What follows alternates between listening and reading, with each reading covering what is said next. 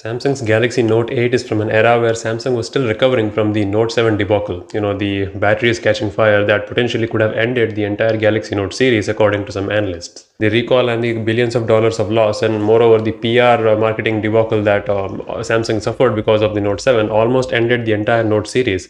But thankfully, they came back and made all of us Note fans really happy with the Note 8. Now, understandably, people were still nervous about using a Galaxy Note again after what they saw with the Note 7, and it didn't come with all the surprises and plus points that we were expecting. It had a smaller battery, and the design and build quality wasn't up to everyone's expectations. Like they got rid of the home button and everything, so it was an adjustment period for the Note users, and not everyone liked the Note 8. But as someone who has used this for the past 2 years, I definitely say that the Galaxy Note 8 is definitely one of my favorite phones of all time. I mean, Note 9 is my king, like the champion phone which I still use in 2021. I have made a separate video about that, of how you can still continue using the Note 9 in 2021. But can we say the same for the Galaxy Note 8?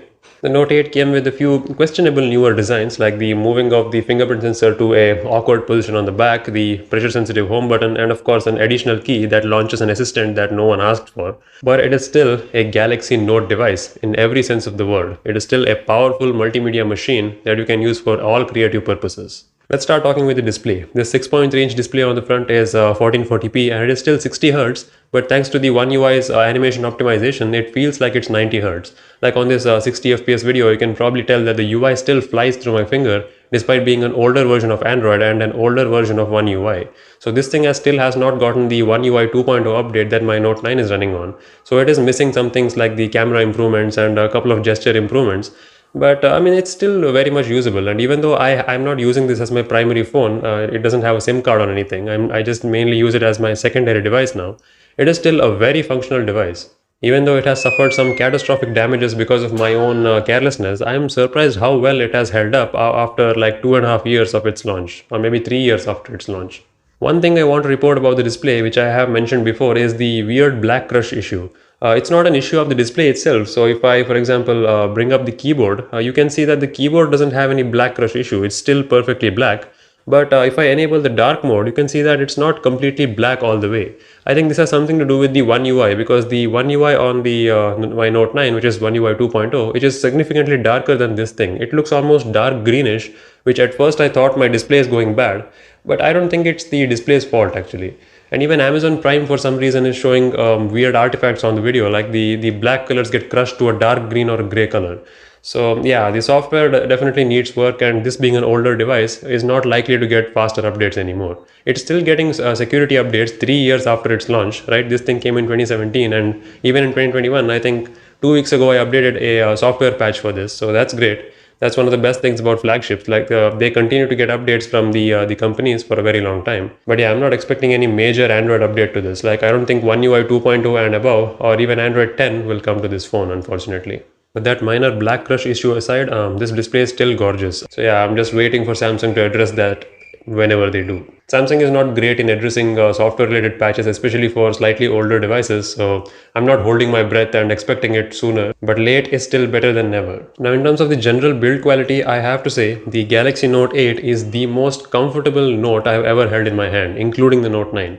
Now, I'm sure many reviewers may not have mentioned this to you before when the Note 9 first came out, when they were comparing it to the Note 8, that the Note 9 is actually a little bit wider. Even though it just has a 0.1 inch larger screen than the Note 8, the width is a little bit more, meaning that the diagonal length has been shifted a little bit. So the Note 9 is significantly more bulky to hold in your hand than the Note 8 is. I can't curl my fingers like this around the Note 9. That was my biggest disappointment when I upgraded to a Note 9. Like I love big phones, clearly. I like big phones, but they need to be comfortable to hold. Like the 18:9 aspect ratio, the biggest upside of having a tall aspect ratio like this is that the phone will be narrower, but the screen will still be bigger in landscape mode. Note 9 kind of felt a little bit of not so great to hold at first, but now I've gotten used to it, obviously. So yeah, the Note 8 still is my number one most comfortable large screen phone that I've held in my recent time. While we're on the display front, let's also quickly talk about the mono speaker. Yeah, this thing was one of the Samsung's weakest points back in the day before they switched to the stereo speakers from the Note 9 series. The Note 8 single bottom firing speaker, it gets pretty loud, but even if you are at like 80% or above, it's still a mono speaker and it's easy to block while you're playing games or watching movies, stuff like that. I'm really glad that the Note 9 has stereo speakers on both the sides. It really makes a drastic difference. There is a hardware mod after you root your Note 8, you can get the earpiece speaker to act as a secondary speaker, but some users have reported that the earpiece for phone calls no longer works properly, or they hear some kind of rattling noise. I mean, obviously this driver is not meant to be a speaker, so even if you can drive it at a louder volume and technically have a stereo speaker setup through root, because it's Android, you can do anything. It's not really meant to be used that way, so I discourage you from using that if you have a Note 8 and you are considering it. The version that I have is the Exynos variant. I think it's the Exynos 8895 version sold internationally, meaning anything outside of US or probably Japan. But surprisingly, the performance has been great. This thing doesn't get as hot as my Note 9 does. Yeah, the chipset on the Note 9 is a little bit more battery hungry. As a result, even though the Note 9 has 4000 milliamp hours, it doesn't give me that much better screen on time as opposed to the 3300 present on this thing. So this thing really was a pretty good phone. I mean, I used to use this as my main phone before I got the Note 9, so this could still do 4K video editing and stuff like that at a reasonable speed. Yeah, this is not going to beat anything in terms of raw benchmarks or anything, but in real world, as long as the phone works fine and it's smooth enough for a daily operation, that's what really matters, isn't it? It doesn't matter how much you score in Geekbench or Antutu, or what does it matter? As long as the phone runs cool to the touch and it's not as laggy as anything that would be considered as Samsung from 2015, for example. Yeah, that's not the case here. Even after 3 years of usage and constantly loading and unloading it with all kinds of applications, this thing is running fine. But still, with the 64 GB of internal storage, it's the UFS 2.0 version, which is not as fast as the modern day UFS 3.1, but still it's really fast. Remember, this thing was a flagship being sold at 70,000 rupees, so it still behaves like one. And this narrower design, which is, like I said, much narrower than the Note 9 and its successors, makes it a really comfortable using experience. The difference with this thing as opposed to the other Galaxy Note devices is that the corners, I mean the frame, it has a glossy finish. It doesn't have a matte finish, which makes it very slippery. So this thing usually is a little bit better to or easier to grip in your hand. While I'm not a biggest fan of curved edges, I've spoken about this before, that the curved edges are not really something that I would prefer.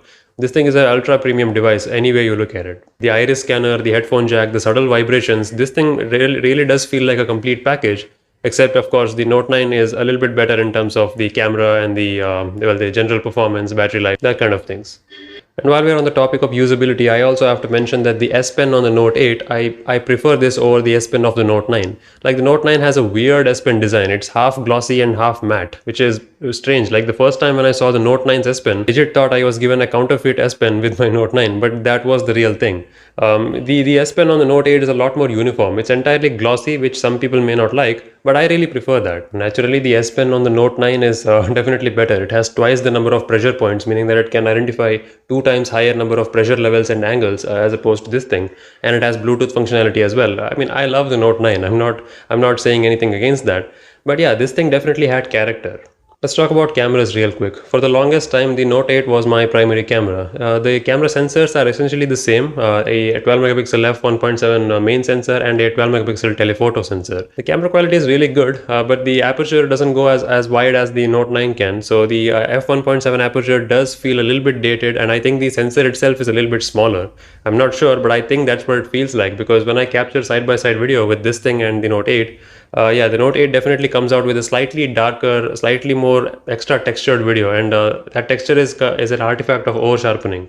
But still, you know, it still records 4K 30 FPS video, but it can't do 4K 60 like the Note 9 can. But still, it captures great pictures. Like, I use this as my camera many times, even when I'm not using my Note 9 as the main camera sometimes. And of course, with the presence of a good old headphone jack, we don't have to worry about where to plug in our microphone. You can directly plug it in there and charge it at the same time.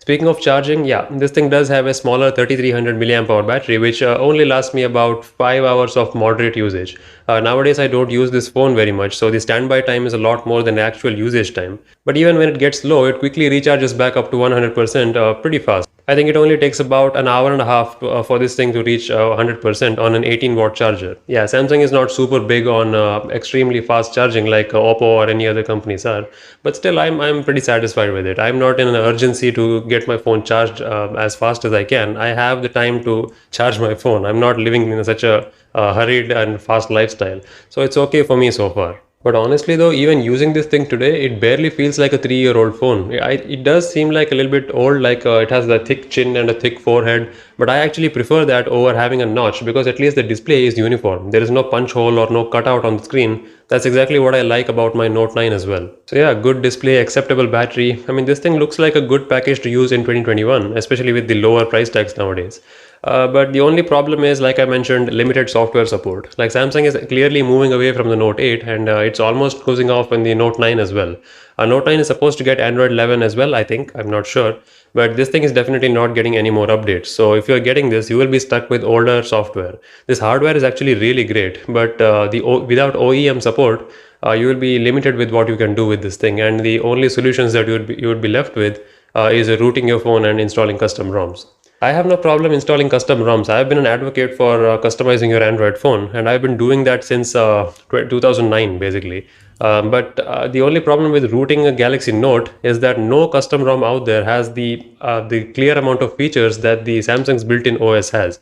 So the One UI has all the features that this thing is designed for, and usually the custom ROMs don't have all these features that Samsung builds into these phones. So you will lose all the S Pen's additional functionality and stuff like that. So this may end up being just another stylus. So right now you can pretty much do anything you want with this phone, but after installing a custom ROM, even though the performance and battery may go up, the overall functionality may go down. So that's one of the downsides you will have if you're using an older phone in 2021. In my opinion, you can still squeeze out another 6 months of life out of this in 2021 easily. So if you find a great deal on a Note 8, you can consider buying this as a secondary phone or as something that you would just gift someone who had a pretty bad phone earlier but would like a really great replacement. Like, even though there are a lot of great mid-range phones out there, I don't see many phones with tons and tons of features like the Note series phones like the Note 8 has. I mean, ingress protection of IP68.